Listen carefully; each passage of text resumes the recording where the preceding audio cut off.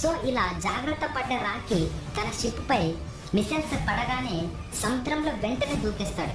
అప్పుడు సముద్ర మార్గంలో ప్రయాణించే సబ్మెరైన్ ద్వారా అమెరికన్ సీఈఓ అయిన జిమ్మీ కార్టర్ సముద్రంలో పడిన రాకీని కొంతసేపు ఆగి బయటకు తీస్తారు.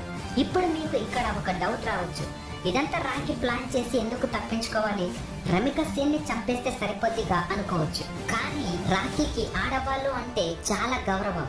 ఒక సీన్ లో గురు పాండ్యన్ రాకీతో ఇలా అంటాడు, నువ్వు రమిక సేన్ని చంపే, లేకపోతే నీకు చాలా సమస్యలు, అడ్డంకులు, ప్రమాదాలు వస్తాయని అంటాడు. అప్పుడు రాకీ, ఆడవారిని కొట్టరాదు, వారికి వ్యతిరేకంగా మనం ఏం చేయకూడదు, వాళ్ళని మనం 2 చేతులెత్తి దండం పెట్టి పూజించాలి, అంతేకాని వారితో మనం గొడవలోకి వెళ్ళకూడదని అంటాడు రాకీ.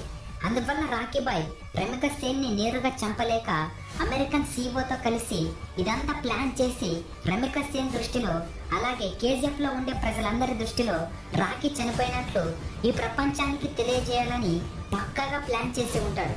అలా సబ్మెరైన్ నుంచి రాకీబాయ్ బయటపడిన తర్వాత అదే సబ్మెరైన్ ద్వారా డైరెక్ట్గా దుబాయ్కి వెళ్ళిపోతాడు.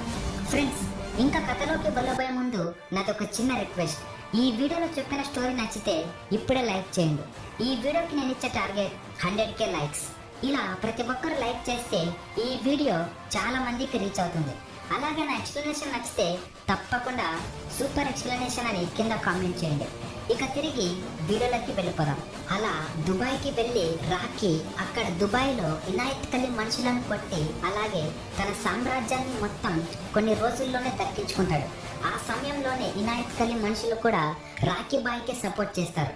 ఇలా అంచెలంచెలుగా రాకీబాయ్ దుబాయ్లో ఉన్న ఆయుధాల సామాగ్రిని మొత్తం ఆక్రమించుకొని దుబాయ్ని